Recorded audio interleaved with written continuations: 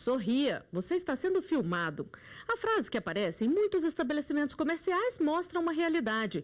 Cada vez mais locais são vigiados 24 horas por dia por câmeras instaladas em pontos estratégicos. Mas será que existe algum controle sobre este tipo de gravação? Onde e como estes equipamentos podem ser instalados? É o que você vai saber a partir de agora no nosso programa, que está começando.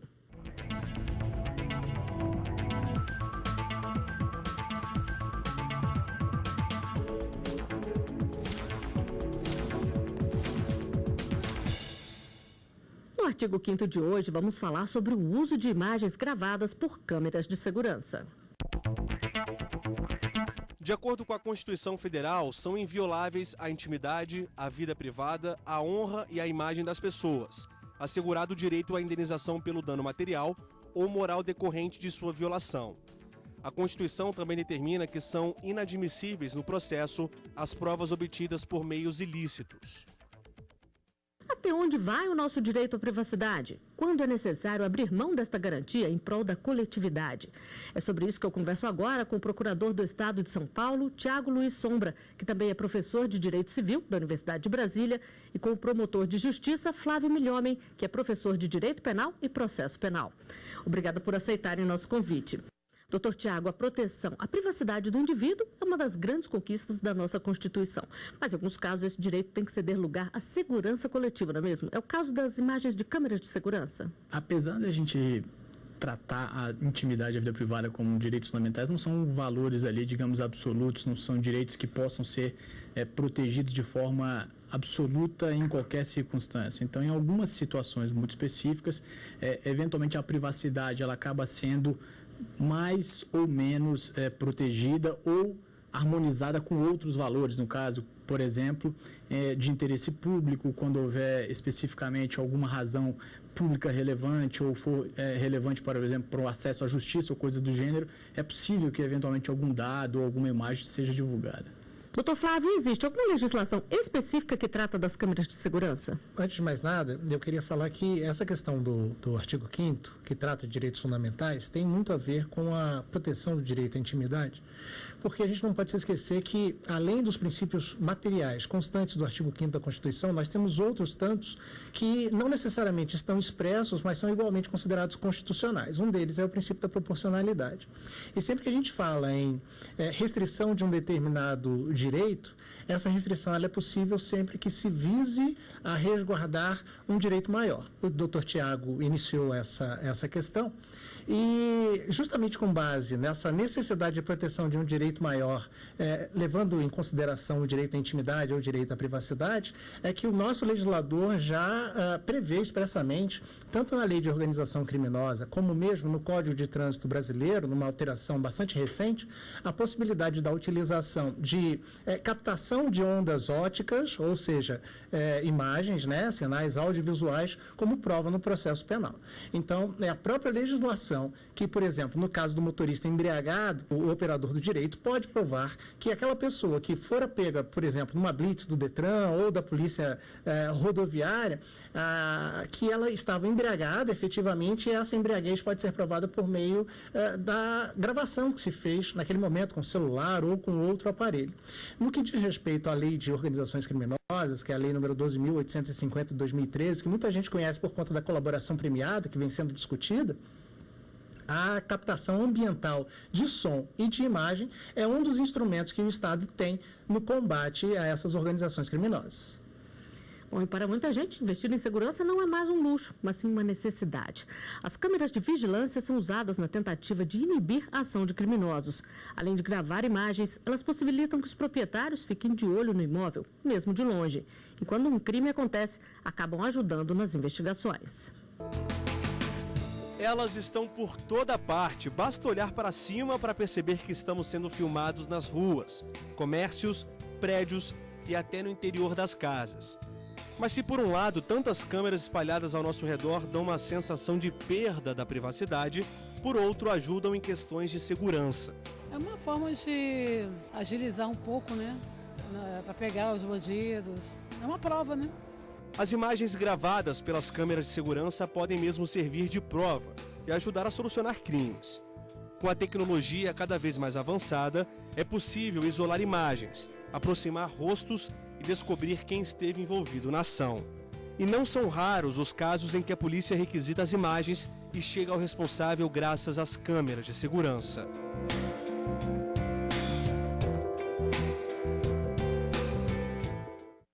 Doutor Flávio, é preciso um mandado judicial para a polícia ter acesso a essas imagens quando acontece um crime ou a pessoa tem que ceder imediatamente? Olha só, a autoridade policial, como a autoridade judiciária e mesmo o Ministério Público, quando realiza por conta própria as suas investigações, ele já dispõe de poderes no sentido de requisitar administrativamente essas imagens. Então, a pessoa que não fornece essas imagens quando requisitada pela autoridade competente, ela pode incorrer no crime de desobediência. Não é necessário um mandado judicial para a requisição dessas imagens.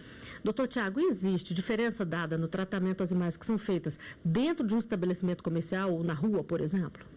Existe por uma razão muito simples. Essa ideia da proporcionalidade, de que uma medida, eventualmente a ser implementada, ela tem que ser necessária, ela tem que ser adequada, ela tem que ter um objetivo a ela vinculado, tem uma razão, ou tem uma justificativa por trás, ou que acaba autorizando que um estabelecimento, por exemplo, utilize dentro de um determinado local uma determinada imagem. Então, a câmera que nós eventualmente identificamos na rua e aquela que é colocada em estabelecimentos comerciais, elas têm propósitos distintos. O que é importante ter em mente aqui é que essa imagem utilizada para aquela finalidade não pode ser distorcida e utilizada numa finalidade diversa daquela, como, por exemplo, uma finalidade destinada, por exemplo, a fazer chacota ou a expor ao ridículo, eventualmente, alguém que tenha frequentado um determinado ambiente, ou ser utilizada com uma outra finalidade que não aquela objetivada pelo estabelecimento. Agora, doutor Flávio, a gente falou aqui na reportagem que muitas vezes essas imagens ajudam a elucidar crimes, servem como prova. Mas, em algum caso, elas podem ser desqualificadas como prova, podem não servir? A prova audiovisual, por si só, ela não é suficiente para se sustentar a responsabilidade penal de alguém. Ela vem acompanhada dentro de um conjunto probatório. Que os professores gostam de falar de um caldo. Então, o caldo probatório do processo traz, além dessas imagens, o laudo que é realizado sobre essas imagens, que é o chamado laudo prosopográfico. É quando você capta a imagem e, a partir da identificação de determinados sinais, consegue dizer, com uma margem de certeza razoável, se aquele rosto pertence a alguém ou não. É a mesma coisa que a impressão papiloscópica. Isso é muito útil para que o juiz forme a convicção se a pessoa que está identificada é ou não é aquela que é suspeita, e isso, junto com outras provas, como por exemplo as provas testemunhais, podem trazer a certeza da participação, podem trazer a certeza da responsabilidade. Agora, se você me pergunta, só com base nas imagens, isso é suficiente para a gente sustentar que nós temos aí um responsável? Eu vou dizer que não, porque o processo não funciona dessa maneira. Quando que a prova pode ser considerada ilícita? Quando nós falamos em captação de imagens, quando essa captação é feita no âmbito de intimidade do investigado, né, e não há uma autorização judicial prévia para a realização dessa captação de imagens. E aí nós temos uma situação bastante interessante que a jurisprudência já reconhece.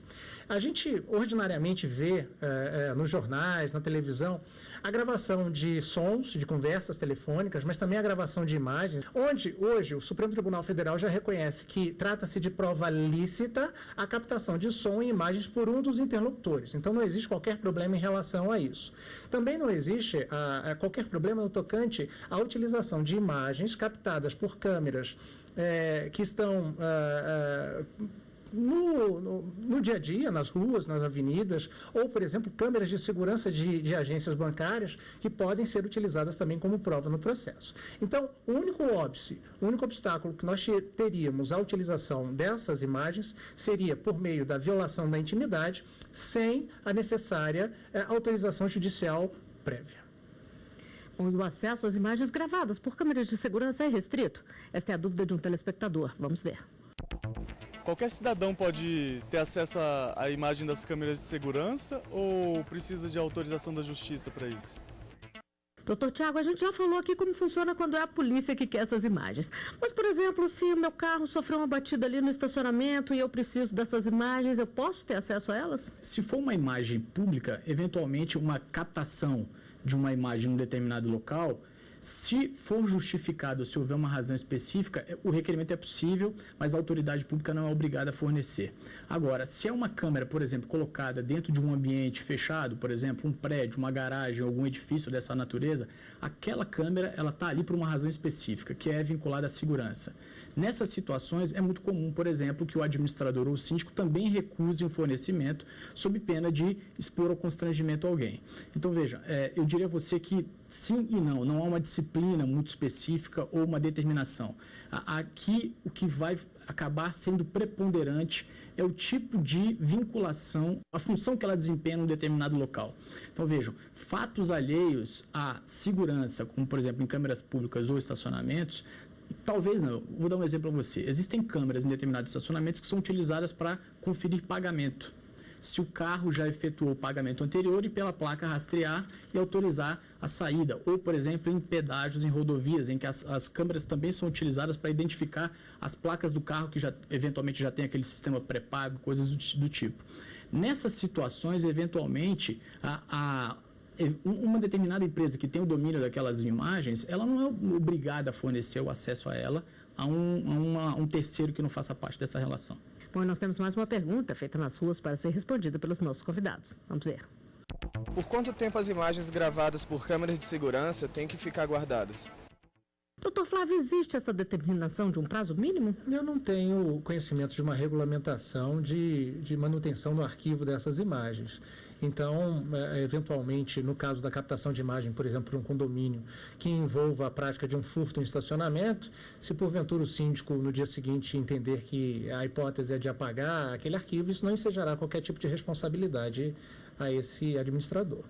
Agora, acontece muito também de ter a câmera, ela filma ali, mas ela não grava as imagens, não ficam armazenadas. Isso também é possível, não é mesmo? É possível. Ou não, a capacidade de gravação é pequena e quando se chega a esse limite já não se grava mais nada. E aí a gente vai para uma outra discussão, qual é a finalidade da câmera ali, né? E parece que a gente vai conversar sobre isso, que é a questão da presença ostensiva de câmeras como meio eficiente de se evitar crimes. Exatamente, nós vamos a um rápido intervalo e voltamos mais para falar sobre isso. O Artigo 5º volta já.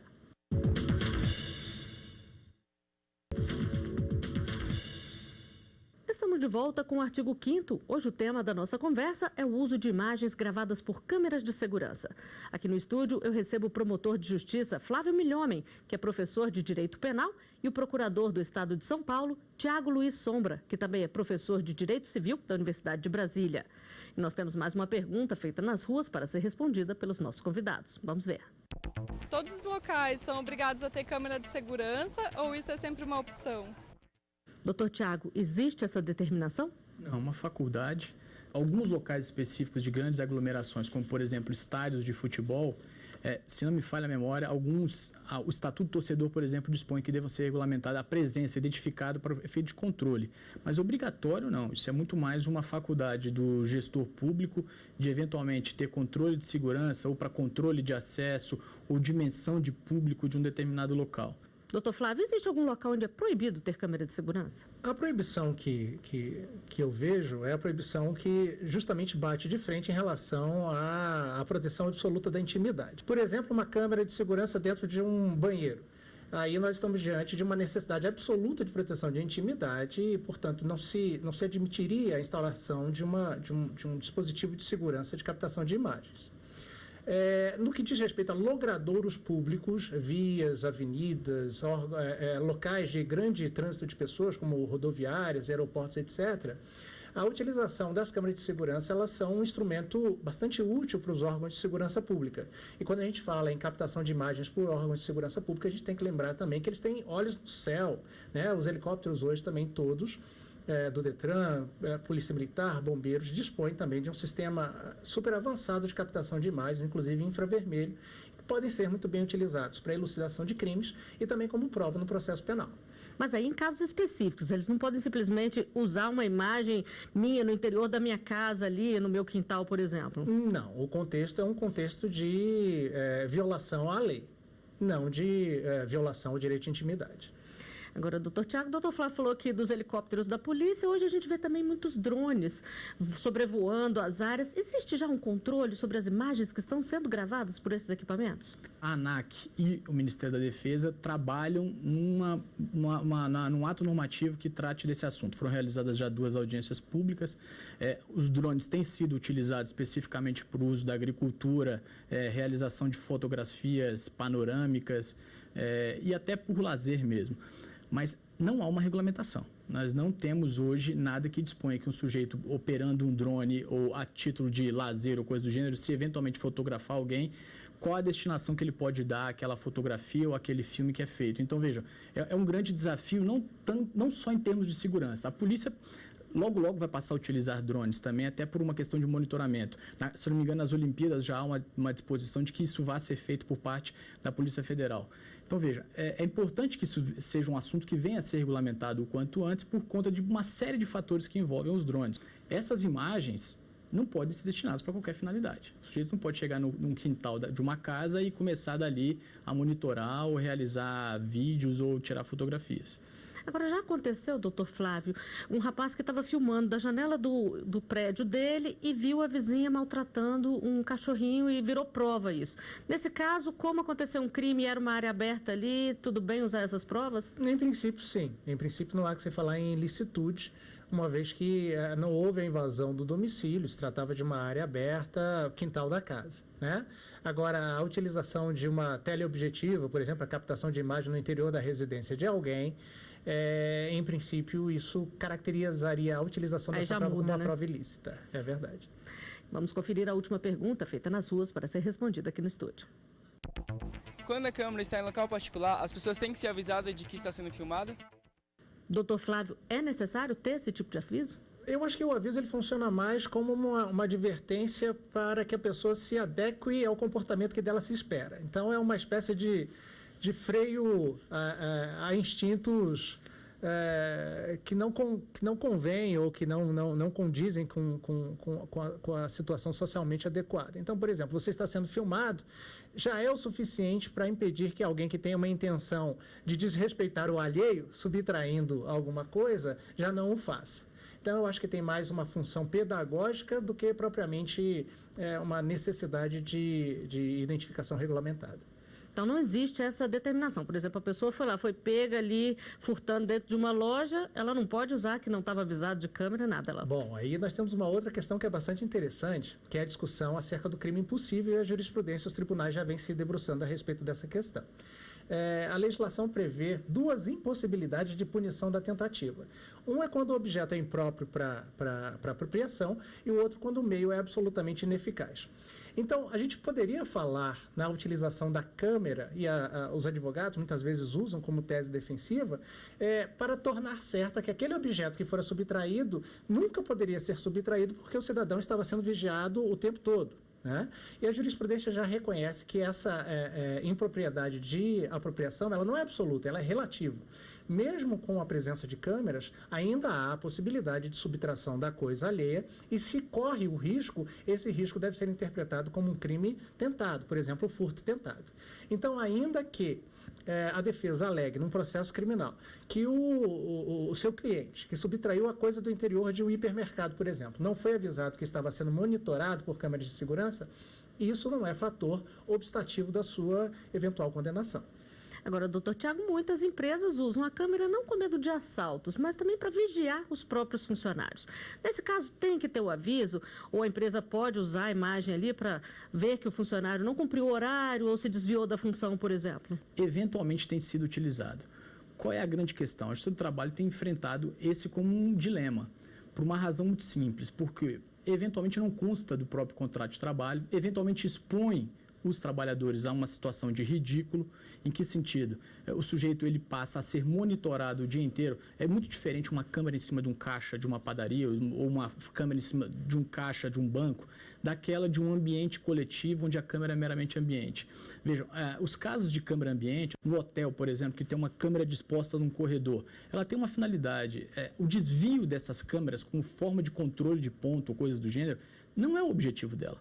Para controle de ponto, você tem outras figuras que são mais adequadas para isso. Então, vejam, quando a gente começou o programa tratando do artigo 5º e fazendo aquele debate em torno do direito fundamental, ser um direito absoluto ou não, é aqui que começa a ser objeto de algum tipo de maleabilidade, de flexibilidade, para que se entenda que aqui é um espaço importante que deve ser respeitado também em relação ao trabalhador. Ele não pode ter mais do que aquilo que se espera dele no ambiente de trabalho, exposto ou filmado por uma câmera. E você, se sente mais seguro em locais onde existem câmeras de segurança? Será que elas realmente inibem a ação dos criminosos? A nossa equipe foi às ruas para conferir a opinião das pessoas. O que é mais comum hoje em dia, elas não estarem funcionando. Mas claro que serve para a nossa segurança, né? Serve como uma forma de proteção, sim. Se sentir segura, não, mas solucionar crime, sim, dependendo da imagem. Dá para ter uma pequena sensação de segurança, porque se acontecer alguma coisa, dá para recorrer a essas câmeras. Se saber que tem alguém de olho em você, caso aconteça algo de perigoso, em questão em relação a assalto ou algo parecido, contribui muito com a segurança. O bandido não tem medo de câmera. Ele vê no mercado, na rua, em qualquer lugar, eles roubam, matam, não estão nem aí. O problema é a segurança e a impunidade. Doutor Flávio, bandido tem ou não tem medo de câmera? Tem as câmeras de segurança ali, afastam ou não os criminosos? Não, o bandido tem medo de câmera, sim. Uma dúvida que a cidadã trouxe, né? Eu não sei se está funcionando ou não. Tá, mas é justamente essa dúvida é que atua como um fator preventivo. Se o bandido, como o outro cidadão fez referência, ele tem a oportunidade de realizar um crime num local onde não haja câmeras, ele vai deixar de cometer naquele local onde há câmeras para ir para um outro onde, muito provavelmente, ele vai encontrar maior facilidade, muito provavelmente onde ele não vai ser identificado. Então, do mesmo jeito que bandido não leva bicicleta que está acorrentada, ele não vai entrar numa residência onde existe toda uma intenção do morador de dizer que ali é guarnecido por um sistema fechado de TV, que existem câmeras expostas, né? Então, esse é o fator preventivo de ostentação. É por isso que a polícia usa na sua atividade de policiamento ostensivo todo meios sonoros, meios luminosos, como o rotolight, justamente como forma de impedir... Para avisar que está chegando. Para avisar que está chegando, ou que está presente, né? Ou a circulação de policiais no meio das pessoas para mostrar que existe policiamento no local. Isso é muito mais importante se prevenir do que efetivamente depois se vir a punir. Né? A prevenção ela gera um resultado para a segurança pública muito mais interessante do que a própria repressão. Doutor Tiago, agora a gente vê muito também em alguns locais a proibição do uso de pessoas com capacete, por exemplo, para evitar justamente que as pessoas entrem ali com aquela forma de enganar a câmera de segurança de esconder o rosto. Isso é constitucional? É legal essa medida? São Paulo é um estado que, efetivamente, uma lei especificamente foi aprovada com o intuito de evitar o uso de capacete dentro de locais internos. Essa matéria não foi submetida ao Supremo Tribunal Federal ainda, mas fatalmente aquilo que será objeto de um julgamento, se eventualmente for analisado, essa medida ela tem razoabilidade, ou seja, se é justificável essa medida diante do cenário ou diante do contexto em que crimes são praticados com o uso da cara coberta ou coisa do estilo, e se não existe algum outro tipo de forma em que eu possa evitar sem que seja simplesmente proibindo o uso de capacete em locais internos. Veja, é um dado curioso, porque a criminalidade se combate de várias formas. Coibir só o uso de capacete em área interna não é o único meio, mas veja, existem alguns estados, principalmente São Paulo, em que há uma lei que impede que se ingresse em ambientes fechados com capacete. O juízo de razoabilidade, proporcionalidade vai ter que ser feito para identificar se a medida é justificável e se ela é necessária e se não existe uma outra forma de se evitar a prática desses crimes ou de se identificar eventualmente esses bandidos. Bom, então, para encerrar, eu gostaria de saber rapidamente de vocês o que vocês acham que deve ser feito para que essas câmeras de segurança possam ser usadas realmente para nossa segurança sem invadir a intimidade de ninguém. Doutor Flávio. O trabalho de educação que os órgãos de segurança pública fazem, ordinariamente, utilizando das redes sociais e também dos meios de comunicação social, ele é muito importante. Eu acho que tornar claro para a população que ela pode se sentir segura, porque existem os policiais na rua, mas também existe o acompanhamento da atividade diária por meio de câmeras, ele tem um fator de proteção do cidadão e de intimidação do malfeitor. E para o senhor, doutor Tiago? Paris é uma cidade onde tem uma câmera para cada 32 indivíduos, para cada 32 cidadãos. Os últimos ataques todos foram identificados na corrida de Boston, em Paris. As práticas que foram identificadas de crimes, por exemplo, recentemente no Rio de Janeiro, todas são práticas filmadas.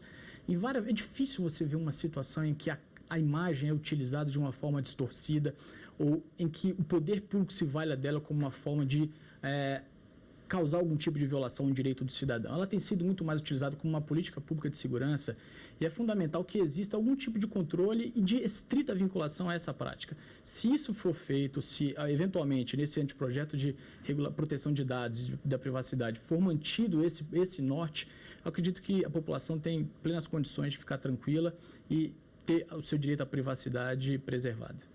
E com essas explicações, o artigo 5º chega ao final. Doutor Tiago, doutor Flávio, agradeço muito a presença de vocês aqui no estúdio da TV Justiça. E eu agradeço também a você que nos acompanha. Se quiser rever os nossos programas, acesse o site tvjustiça.jus.br. Você também pode enviar a sua sugestão de tema para o e-mail artigo5@stf.jus.br. A cada semana temos um novo encontro. Até lá!